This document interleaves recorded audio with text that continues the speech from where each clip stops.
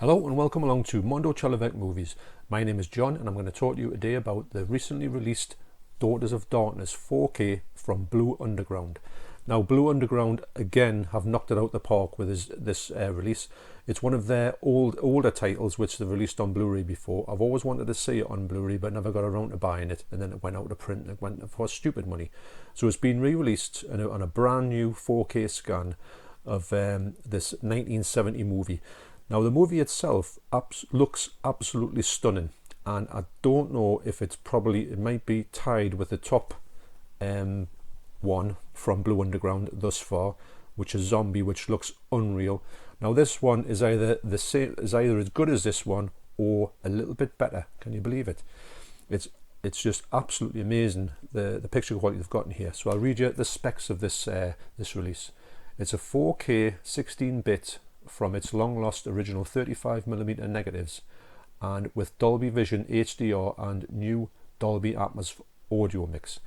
Now I don't have Dolby Atmos on my soundbar. It comes across like 7.1, but it's more than effective to give you the rich palette of the soundtrack to this movie.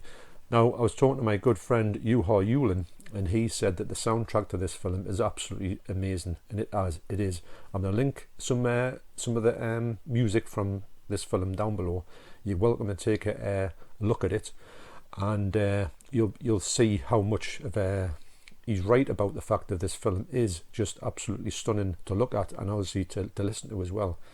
The film itself is a sort of reimagining of the Countess Bathory tale, which is by a vampire needs to get the blood of virgins to keep her eternal youth, and it's a play on that sort of that story, which was told with a great effect in the film Countess Dracula, the Hammer film with Ingrid Pitt, one of my favourite films with Ingrid Pitt, who was an absolute legend in the Scream Queens.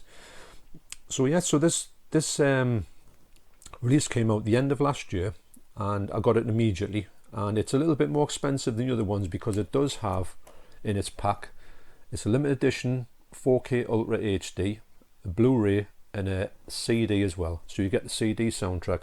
You obviously as well, you get a lenticular case, which it doesn't do it justice on here exactly how deep this is. And the film itself is really stylish to look at. It's one of the best looking sort of, you can see that there's a bit like an art house picture. There's a lot put into the composition of the movie. The movie itself isn't as I thought it was going to be a lot more bloodthirsty and violent than it was, but it's not. But it's more atmospheric. It's a really good watch. It's more like Euro horror. It's not something that's like a shocker. It's not something that's like a banned video nasty. It's nothing like that. It's just a really pleasant on the eye film.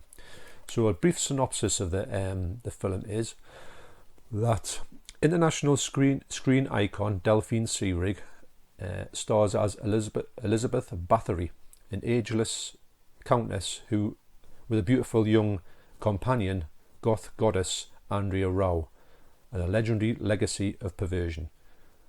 When the two women seduce a troubled newlywed couple, they unleash a frenzy of sudden violence and depraved desire that shocked both art house audiences and grindhouse crowds worldwide. I wouldn't say it's shocking, but it is quite extreme in some scenes, not that many. But the film for me is great because it's the fact that it just looks so good, and the fact that Blue Underground are now becoming they release probably the most 4Ks next to Arrow by a boutique label, and they've done a really, really good version of these releases. All the ones that they've released are just absolutely amazing, and I do rate them highly, and I do trust them highly. When they release a release, I will go out and buy it immediately. I never think they would make a bum release. Now the good thing about this one is you've got this really lovely lenticular cover. It's a little bit thicker than the other boxes. The other boxes don't have as much stuff in it. This one's obviously got a CD, but when they've done that, when they've sort of got this other box which has got a lovely reversible art on it as well, which the other ones don't have. Usually 4Ks, for some reason, when they have reversible art, when they have a slipcase that don't have reversible art, which I think you're paying a little bit extra for 4K. I think there's no there's no problem why there's plenty of reversible art for all of these films, why they can't just stick a one on there. It's something that you would kind of expect. So in there you have the 4K, you have the Blu-ray, a remastered Blu-ray should I say, and you also have the CD as well. Blue Underground should have put the other ones out with the soundtrack. If they'd had it, they could have included that, because you're paying a little bit extra for your 4K, but then again they had released them just on Blu-ray, so maybe they thought it was a bit of a cash grab if you were going to have to pay for the CD again, which, yeah, but the people who didn't buy that previous one didn't get the CD anyway on here, but never mind, that's a very much a nitpick even. So yeah, so you get a nice booklet with this, you get the CD soundtrack, and for extras you get two new ones. So you get a new commentary with Kat Ellinger, author of Devil's Advocates, Daughters of Darkness. You get a couple of other, you get 3 audio commentaries. You get Locations of Darkness, interviews with co-writer, director Harry Kummel, and co-producer Pierre Drouot. Playing the Victim, interview with star Danielle Oumet. Daughter of Darkness, interview with star Andrea Rao. Theatrical trailers, radio spots, alternative US main titles, poster and art gallery. So this one here does have that little, you do pay a little bit extra for it, but you do get a lot more bang for your buck. And I would think that these ones are now going to get released from Blue Underground. Maybe they've released all the back catalogue, which have got these smaller ones, and they're all brilliant, don't get us wrong. I love all the releases they've done, they're all exceptional. I can rate them highly on 4K. I wouldn't go for the Blu-ray, even though there's only New York Ripper and House by the 70 that do have the Blu-ray with them. The other ones don't have the Blu-ray film. But anyway, moving on. So this is, for me, it's a really, really good film. I do enjoy it, and I did think they'd done a really, really good transfer on it. It's the best it's ever going to look, obviously, and you would never need to look anywhere else. Is it going to come out in a bit of a more slimline version? Maybe it might do. I don't know if this is still in print. It could be one of them ones that went out immediately, and it will go for ridiculous money.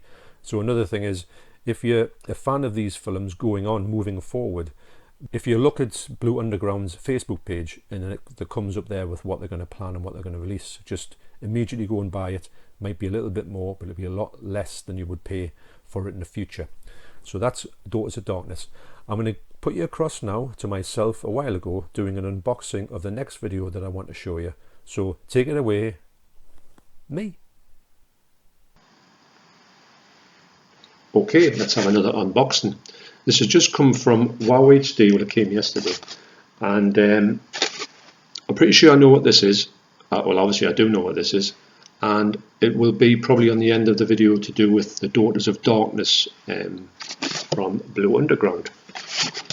I'll just get this incredibly sticky thing open and show you what I've got today. So the revelation is, this is holding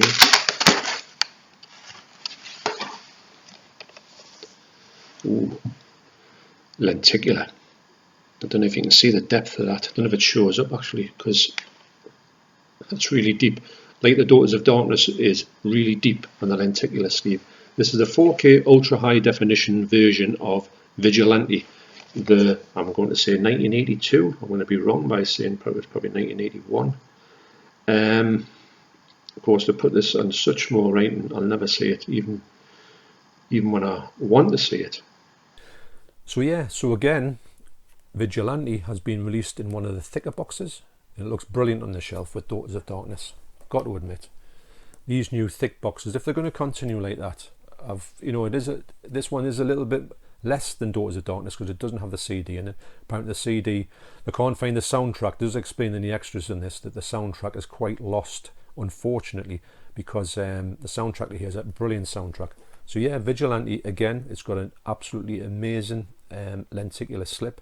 It doesn't do it justice to I'm going to try and move it around to see if you can see the depth of this film, this picture on here. It's absolutely brilliant.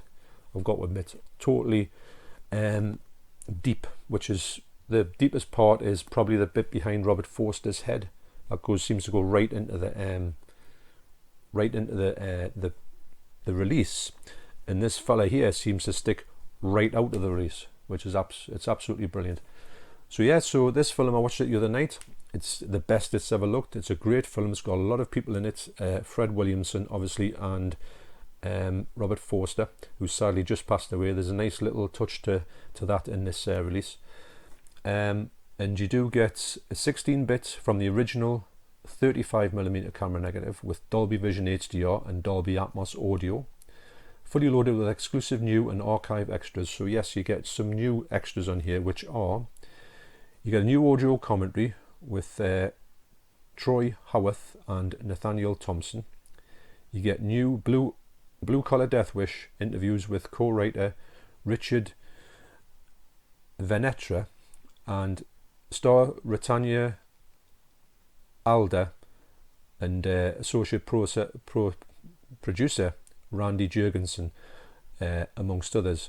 You get a new urban western interview with composer Jay Chataway, which is really interesting, and you get a collectible booklet with new essay by Michael Gingold. So yeah, so on watching this film, I can say that it's absolutely brilliant. The picture quality is stunning, as it is with everyone. Where would I rank it? I would probably rank it very high on the list of these films. It does have that whole. It was released in 1982. It does feel like a 1982 movie. The whole cityscape of New York in the early 80s. I love watching films that were shot in there. This again has got this larger box, and it's got this, which I would like them to sort of continue doing. It's got a reversible cover, which is absolutely brilliant, and this is a brand new remaster, 2020 remaster. You do get the Blu-ray in here as well, and you do get the brand new 4K. So the last time it was remastered, it was remastered really well. It was in 2010, so this has got another 10 years on it. So yes, you've got that. You've got your booklet. Your booklet is a nice booklet here. Nice thick booklet. I'm not going to show you the back because I think they do show this scene, and it's a real spoiler. The back of this, so I won't show you the back of this. But it does. If you think about this film, if you think about Death Wish or Death Wish 2, in fact, Death Wish 2, it seems to be more like Death Wish 2. It's William Nustix who wrote and directed Maniac. It's the film he made after Maniac, with Jay Chataway as well. He did the music for Maniac. It's quite interesting, the interview we got with him, and it's packed, this booklet, with lots. That's the fella I'm talking about there. The one who's the old fella who's been sprayed with petrol. He's the fella who's in the New York Ripper. So there's that. Okay, then you've got this one here, which is this nice touch to Robert Forster. Forster passed away last year. Sorry, 2019. I still think we're in 2020. I'm glad we're not. So yeah, so again, I can highly recommend this film.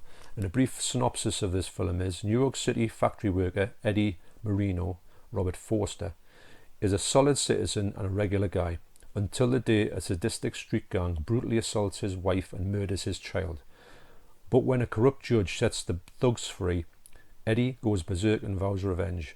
Now there's a new breed of marauder loose in the city streets, enforcing his own kind of law. His justice is swift, his methods are violent, he is the vigilante. So yeah, so another one, I just can't recommend these releases from Blue Underground enough, and with these lenticular, limited edition lenticular slips, they just look absolutely amazing. And I'm a big, as you know, I'm a big fan of slipcovers. I can't get enough of them, good ones. And these ones were, I mean, they're all good, the slipcovers, but these are just absolutely brilliant. There's no embossing on these, but it doesn't matter. And they're just highly, highly recommended in my eyes. I would put them right up there with Arrow for their 4K releases. Arrow are starting to release more, I would say, more the type of releases that I would want them to release, not the sort of bigger studio releases, which are, they're all right if you like that sort of thing, but I prefer more cult, more under the radar releases, which Arrow used to be really good at finding. As a side note, the Blu-ray, the original Blu-ray for Vigilante, which is now out of print, is going to be one of the things I'm going to give away in my competition. So that's a little bit of a heads up to say what's coming, and it'll be in that competition in some form. Well, this release will be, and it's a great release. I bought this from brand new, and it's obviously still brand new because I keep my stuff in the best condition I can. So that's up for grabs as well, and the good thing about it is it's Region 0, so anybody can play it. It's a great film, and I don't know if it's got a UK release, so there's that as well. So there you go. So thanks for watching this video. And as a brief side note, Mogwai, one of my favourite bands of recent times, although they've been going for quite a while.